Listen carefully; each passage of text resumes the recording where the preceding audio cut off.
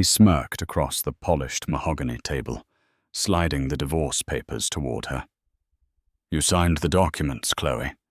You get absolutely nothing." He thought he had buried her, stripping her of every dime. He had no idea her estranged brother was a billionaire, and he was already buying his company. The rain in Seattle had been falling for 3 days straight when Chloe Harrison's meticulously crafted life finally washed away. For 8 years, Chloe had been the quintessential supportive wife. When Richard Harrison was just a struggling, ambitious junior executive, drowning in student debt from his MBA. Chloe was the one working double shifts as a freelance graphic designer and a waitress to keep them afloat.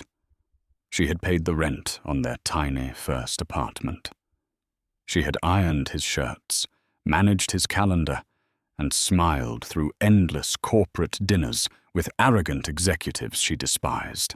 Now, Richard was the vice president of acquisitions at Meridian Tech Solutions, a rapidly growing software firm. They lived in a $4 million custom-built home on Mercer Island, complete with a wine cellar and a view of Lake Washington. But the wealth hadn't brought them closer. It had only given Richard a larger stage for his ego. The unraveling began on a mundane Tuesday afternoon. Richard had left his leather briefcase in the foyer. Chloe, looking for a stamp in the side pocket, pulled out a thick manila folder. It wasn't marked with the Meridian logo. It was a property deed and a series of bank statements for an LLC called Cascade Ventures. Curiosity turning into a cold dread, Chloe opened the folder. The deed was for a luxury 2-bedroom penthouse in downtown Seattle, purchased 6 months prior in cash. The bank statements attached to the LLC showed monthly transfers of $30,000, money supposedly tied up in Richard's illiquid corporate stock options. But it was the interior design invoice, clipped to the back, that made Chloe's heart stop. It was billed to Jessica Rollins. Jessica was Richard's 26-year-old director of marketing. She was sharp, ruthlessly ambitious, and had a penchant for leaving her distinct floral perfume lingering on Richard's coats after late-night strategy meetings. When Richard returned home that evening, the folder was sitting on the granite kitchen island. Chloe stood by the window, her arms crossed, trembling not from fear, but from a sudden, seismic fury. Richard didn't flinch when he saw the documents. He didn't drop his keys or widen his eyes. He calmly removed his bespoke Italian trench coat, draped it over a chair, and sighed as if he were dealing with a slow-witted employee. "I see you've been snooping," Richard said, his voice smooth and entirely devoid of guilt. "You bought a $2 million penthouse for your mistress," Chloe whispered, her voice cracking under the weight of the betrayal, "while telling me we couldn't afford to fix the roof because your bonuses were locked in escrow. It's an investment property, Chloe, and Jessica is a tenant." "Don't insult my intelligence, Richard," she snapped, stepping forward. "I saw the emails attached. I saw the charges for the couple's retreat in Aspen. 8 years, Richard. I paid for your Wharton tuition. I built this life with you." Richard chuckled, a cold, hollow sound that echoed in the cavernous kitchen. "You didn't build anything. You designed a few logos for local bakeries a decade ago. I built this life. I make the money. I carry the weight. You just happen to live here." He walked over to his briefcase, pulled out a fresh stack of legal documents, and dropped them next to the folder. "I was going to wait until after the quarterly earnings report, but since you couldn't respect my privacy, we'll do this now," Richard said, adjusting his Rolex. "I'm filing for divorce." Chloe stared at the papers, the room spinning. "You're divorcing me? After you cheated?" "Infidelity is a messy, subjective word, Chloe. Washington is a no-fault state," he said smoothly. And before you start calculating your payday, I suggest you call a lawyer. A cheap one. Because you're not getting a dime. Half of everything is mine, she said, her voice shaking but defiant. We built this together. Richard leaned across the island, his blue eyes dark and malicious. Do you remember last year, when I restructured my assets for tax purposes? When I had you sign those waivers so I could protect the house from corporate liability? The memory hit Chloe like a physical blow. Richard had brought a notary to the house during a dinner party. He had rushed her through signing a stack of documents, claiming it was standard corporate protocol to shield their personal assets from a lawsuit Meridian was facing. That was a post-nuptial agreement. Richard smiled, a terrifying, victorious grin. You waived your right to alimony. You signed over your equity in the Mercer Island house, and you acknowledged that all liquid capital generated by my stock options belongs solely to my holding company. You signed it, Chloe, willingly and with a notary present. Tears finally spilled over Chloe's eyelashes. You planned this. You trapped me. I protected myself from a parasite, Richard replied coldly. Pack your bags. I want you out by tomorrow morning. Jessica is moving in on Friday, and she doesn't like your taste in furniture. The next 3 weeks were a masterclass in psychological and legal warfare. Richard hadn't just planned to leave Chloe. He had planned to obliterate her. Chloe found herself living in a dingy month-to-month motel in Tacoma, staring at a ceiling stained with water damage. Her bank accounts, the joint ones she thought she had access to, had been drained and frozen. Richard had cancelled her credit cards the morning after he kicked her out. She managed to retain a mid-level family attorney named Sarah Jenkins, using the last of her personal savings. But Sarah was hopelessly outgunned. Richard had hired Arthur Penhaligon, a notoriously vicious divorce attorney, whose retainer alone was more than Chloe had made in her entire life. During their first mediation session in a sterile downtown high-rise, the reality of Chloe's situation became agonizingly clear. Arthur Penhaligon slid a heavily redacted financial ledger across the table. As you can see, Ms. Jenkins, my client's net worth is entirely speculative. His liquid assets amount to roughly $50,000. The rest is tied up in Cascade Ventures, which, according to the post-nuptial agreement your client signed, is untouchable. Sarah Jenkins pushed her glasses up her nose, looking stressed. This is fraudulent concealment. He tricked her into signing that post-nup under the guise of corporate liability. Do you have proof of coercion? Arthur asked smoothly. A recording? An email? Because I have a video of a licensed notary confirming Mrs. Harrison was of sound mind and understood the documents she was signing. Richard sat beside his lawyer, wearing a perfectly tailored charcoal suit, checking his phone with an air of utter boredom. She has nothing to live on, Sarah argued, her voice rising. She supported him through his MBA. She is entitled to spousal support. My client is willing to be generous, Arthur said, steepling his fingers. He will offer a one-time lump sum of $15,000, enough to secure a modest apartment and perhaps buy a reliable used vehicle. In exchange, Chloe will sign a strict non-disclosure agreement, preventing her from discussing their marriage, the divorce, or Mr. Harrison's business dealings. 15,000, Chloe gasped, speaking for the first time. You make that in 2 days, Richard. You're trying to starve me out. Richard finally looked up from his phone, meeting her eyes. Take the deal, Chloe.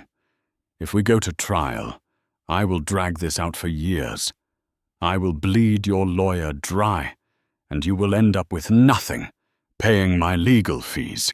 Be smart for once in your life. The mediation ended in a stalemate, but Chloe left feeling like she had been buried alive. When she walked out of the building into the drizzling rain, she saw Richard escorting Jessica into a sleek black Porsche Panamera. Jessica caught Chloe's eye, offered a pitying, victorious little smirk, and slid into the passenger seat. That night, sitting on the edge of the sagging motel bed, eating cold soup from a can, Chloe broke down. She screamed into her pillow until her throat was raw. Richard had taken her youth, her trust, her home, and her dignity. He had engineered a perfect legal fortress. But as she lay there, staring at her cracked phone screen, a memory surfaced through the fog of her despair. Richard had spent 8 years isolating her. He had subtly criticized her friends until she stopped seeing them. But his most successful campaign of isolation had been against her family, specifically her older brother, Nathaniel. Nathaniel Bennett was 10 years older than Chloe. When their parents died in a car accident when Chloe was 19, Nathaniel had stepped up. But Nathaniel was driven, intense, and ruthlessly ambitious. When Chloe started dating Richard, Nathaniel had instantly seen through him. "He's a parasite in a cheap suit, Chloe," Nathaniel had warned her the night before her wedding. "He doesn't love you. He loves what you can do for him. If you marry him, you're making a mistake I can't fix." Chloe, blinded by love and defensive of Richard, had told Nathaniel to leave. Richard had capitalized on the fight, convincing Chloe that Nathaniel was an arrogant elitist who looked down on them. Over the years, the texts slowed to a halt. The phone calls stopped. 6 years had passed since they last spoke. Chloe didn't even know where Nathaniel lived anymore, but she knew what he did. She opened the browser on her phone and typed in his name. The search results flooded the screen. Nathaniel Bennett, founder and CEO of Apex Holdings. Articles from Forbes and the Wall Street Journal populated the feed. Nathaniel wasn't just successful, he had become a titan in the private equity world, known for executing aggressive, hostile takeovers of vulnerable tech companies. His net worth was estimated in the billions. He operated out of Chicago, a ghost in the media, rarely giving interviews, known only as a ruthless apex predator in the boardroom. Chloe's hands shook as she found the corporate number for Apex Holdings. It was 11 p.m. in Chicago. She expected a machine. Instead, a night receptionist answered. "Apex Holdings, how may I direct your call?" "I need to speak to Nathaniel Bennett," Chloe said, her voice trembling. "Please, it's an emergency." "I'm sorry, ma'am. Mr. Bennett's office is closed. If you'd like to leave a message with his executive assistant." "Tell him it's his sister," Chloe interrupted, a tear escaping down her cheek. "Tell him Chloe is calling. Please, just tell him." There was a long pause. "Please hold." The hold music played for what felt like an eternity. 3 minutes. 5 minutes. Chloe was about to hang up, consumed by shame, when the line clicked. "Chloe?" The voice was deep, gravelly, and instantly familiar. It carried the weight of boardrooms and billions, but beneath it there was a sharp, underlying current of panic. "Nate," she sobbed, the dam finally breaking. Hearing her childhood nickname fall from his lips stripped away the last of her pride. "Nate, I'm so sorry. You were right. You were right about him." "Where are you?" Nathaniel's voice shifted instantly from cautious to a low, commanding rumble. "I'm in a motel in Tacoma. He threw me out. He took everything, Nate. He tricked me into a post-nup. He hid the money. He moved his mistress into a house he bought with our savings. I don't have anything left." Silence hung on the line. It wasn't the silence of shock. It was the terrifying, heavy silence of a bomb ticking down to 0. "Did he lay a hand on you?" Nathaniel asked, his voice deathly quiet. "No, just the money. He's trying to starve me into signing an NDA for $15,000. "Who is his lawyer?" "Arthur Penhaligon," Nathaniel scoffed, a dark, dangerous sound. "A local bully. And where does your husband work?" "He's the VP of Acquisitions at Meridian Tech Solutions." Keys clacked rapidly in the background. Nathaniel was already at his computer. "Meridian, mid-cap software, publicly traded, vulnerable infrastructure. Okay. Nate, what are you doing?" "What I do best, little bird," Nathaniel said softly. "I'm fixing your mistake. He has ironclad contracts, Nate. My lawyer says we can't pierce his holding company."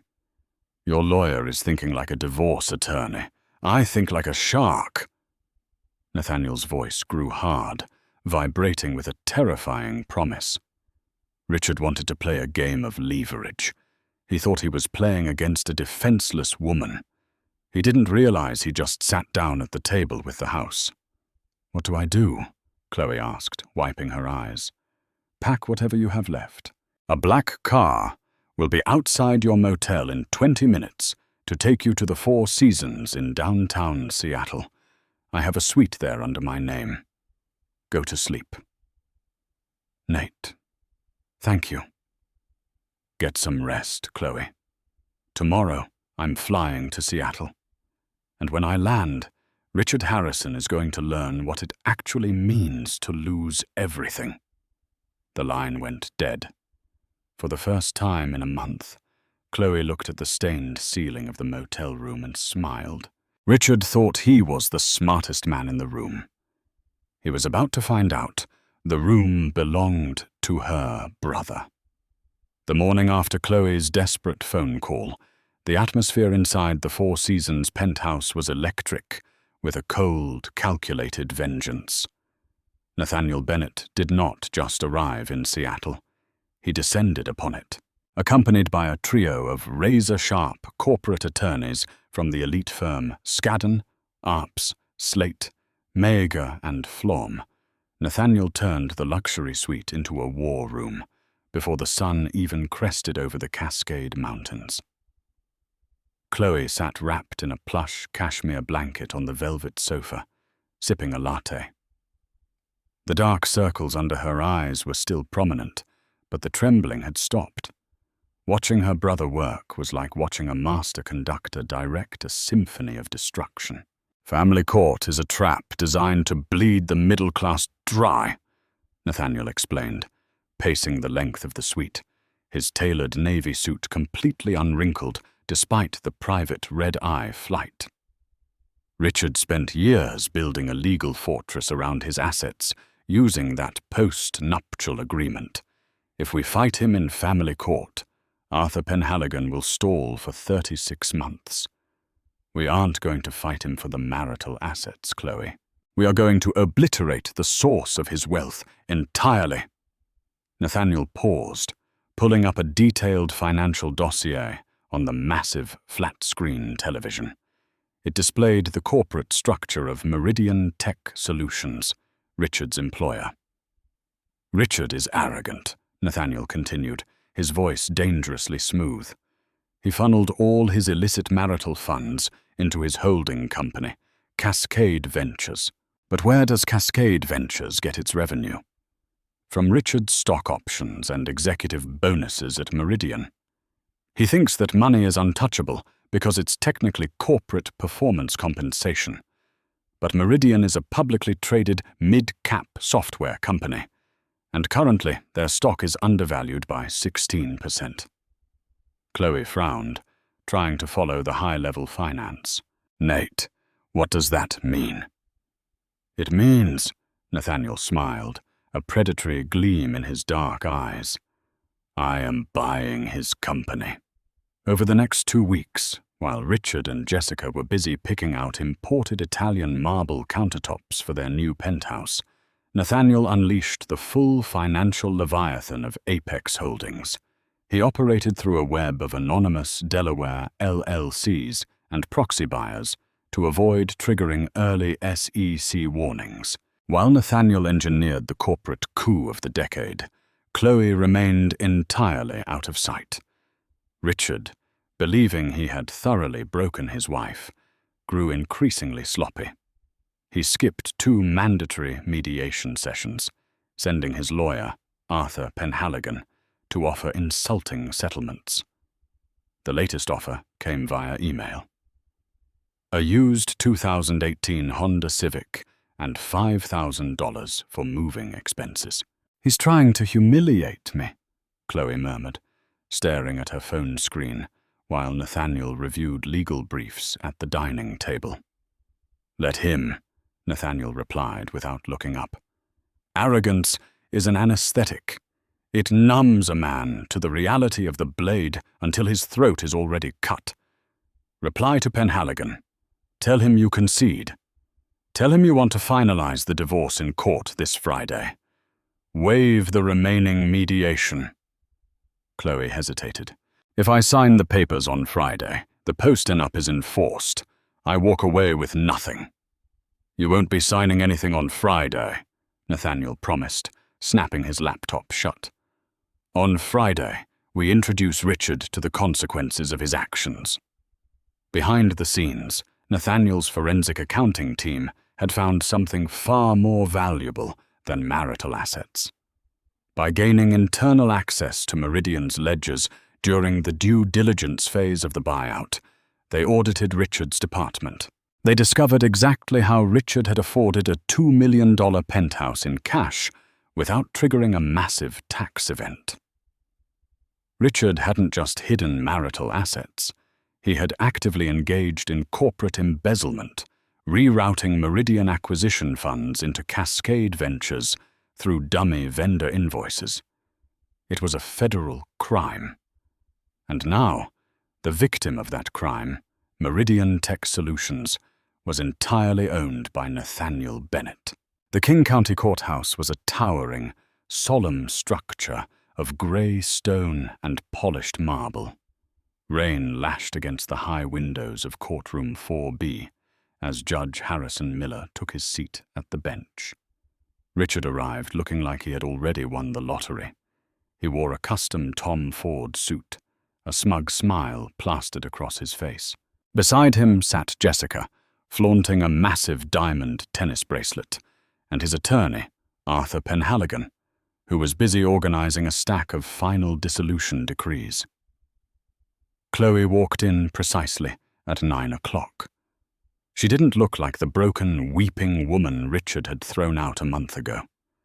She wore a tailored ivory blazer, her hair sleek and perfectly styled, her posture radiating an unbreakable, quiet confidence.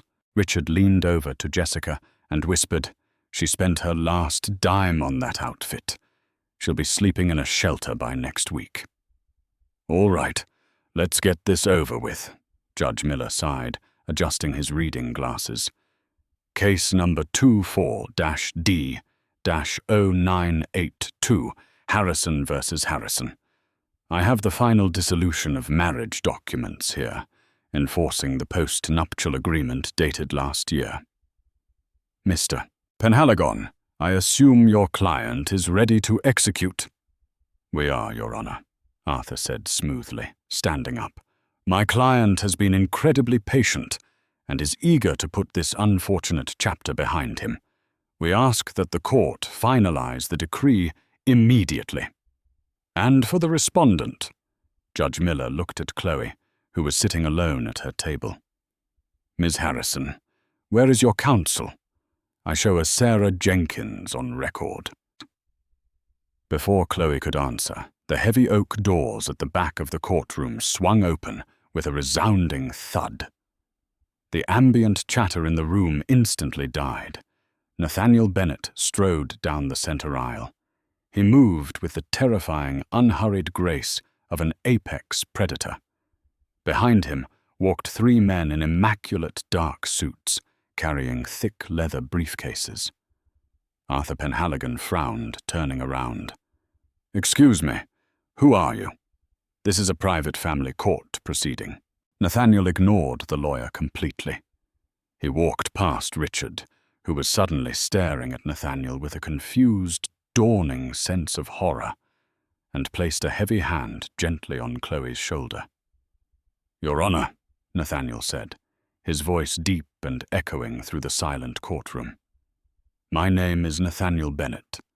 I am Chloe Harrison's brother, and as of this morning, I am also her newly appointed legal representative, alongside my corporate counsel from Skadden." Richard's face drained of all color. He gripped the edge of the defendant's table. "Nathaniel?" he choked out. "What are you doing here?" "Quiet, Mr. Harrison," Judge Miller scolded. He looked down at Nathaniel. "Mr. Bennett, family court requires proper filing. You cannot simply walk in here and interrupt a final decree." "I apologize for the theatricality, Your Honor," Nathaniel said politely, handing a thick, sealed folder to the bailiff. "But I am not here to contest the divorce. My sister is perfectly willing to sign the dissolution papers and enforce the post-nuptial agreement." Arthur Penhaligon laughed out loud. "Then why the dramatic entrance? If she's signing the post-nup, my client keeps his assets and she gets nothing. We are done here." "Not quite," Nathaniel smiled. It was a terrifying expression. "The post-nuptial agreement states that my sister waives all rights to Richard's holding company, Cascade Ventures, and the properties contained within it. However, the agreement assumes those assets were acquired legally." Nathaniel gestured to his lead attorney, who stepped forward and handed a secondary stack of documents to Arthur Penhaligon. "What is this?" Arthur demanded, skimming the first page. His arrogant demeanor vanished instantly, replaced by a pale, sweating panic. "As of 8 a.m. this morning," Nathaniel announced to the court, "my private equity firm, Apex Holdings, finalized a hostile takeover of Meridian Tech Solutions. I am the new chairman of the board and majority shareholder. Meaning, Richard, I am your new boss." Jessica let out a sharp gasp, covering her mouth. Richard looked like he was going to vomit. "During the acquisition," Nathaniel continued smoothly, addressing the judge, "my forensic auditors investigated a series of missing acquisition funds. We discovered that Richard Harrison embezzled over $2.4 million from Meridian Tech Solutions over the last 18 months. He laundered this money through dummy vendor invoices directly into his LLC, Cascade Ventures." The courtroom erupted into stunned silence. The judge leaned forward, his eyes wide. "Are you presenting evidence of corporate fraud in my courtroom, Mr. Bennett?" "I'm presenting evidence that Richard Harrison's entire net worth is the product of grand larceny, Your Honor," Nathaniel said, locking eyes with Richard. "Because those funds were stolen from Meridian, a company I now own, my legal team filed an emergency injunction at dawn. Cascade Ventures has been seized. Its bank accounts are frozen. The downtown penthouse currently occupied by Ms. Rollins has been repossessed by my corporation. You have until noon to vacate the premises, Jessica." Jessica shrieked, jumping up from her chair. "Richard, what is he talking about? Is this true?" "Shut up, Jessica," Richard yelled, his voice cracking with pure panic. He turned to his lawyer. "Arthur, do something. Object." I can't object to a federal corporate seizure," Arthur stammered, stepping away from Richard as if he were suddenly radioactive. "I am a divorce attorney. I don't handle criminal embezzlement." Nathaniel leaned over the wooden railing, his dark eyes fixed on his former brother-in-law. "You thought you were so clever, Richard," Nathaniel whispered, though the entire room could hear him. "You built a legal wall to keep my sister away from your money, but you built it with stolen bricks, so I bought the land underneath your wall, and I brought it crashing down." You can't do this, Richard screamed, tears of sheer terror finally spilling down his cheeks. I'll fight you. I'll counter-sue. With what money? Chloe spoke up, her voice crystal clear and entirely devoid of pity. She stood up, looking down at the man who had tried to destroy her. Your accounts are frozen. You are unemployed as of this exact second, and my brother just handed those audit reports to the SEC and the FBI. You aren't just broke, Richard. You are going to federal prison. Chloe picked up the elegant gold pen sitting on her table. She pulled the divorce decree toward her, signed her name with a flourish, and pushed the document across the table. You were right, Richard, Chloe said, a serene, victorious smile gracing her lips. I get absolutely nothing from the marriage. But then again, neither do you. Richard collapsed back into his chair, burying his face in his hands as the reality of his total, absolute ruin crashed over him. The bailiff, receiving a nod from the judge, moved forward to escort the disgraced executive out of the courtroom. As the heavy wooden doors closed behind Richard's sobbing figure, Chloe turned to her brother. The storm was finally over, and for the first time in years, the sun was shining entirely on her. What an incredible story of absolute karma. Richard thought he could leave Chloe with nothing, but he completely underestimated the power of family and the brutal brilliance of her billionaire brother. Have you ever witnessed a toxic person finally get the exact justice they deserve? Let us know your thoughts and favorite revenge stories in the comments section below. If you enjoyed this thrilling tale of betrayal and corporate vengeance, please like this video, share it, and subscribe for more amazing stories.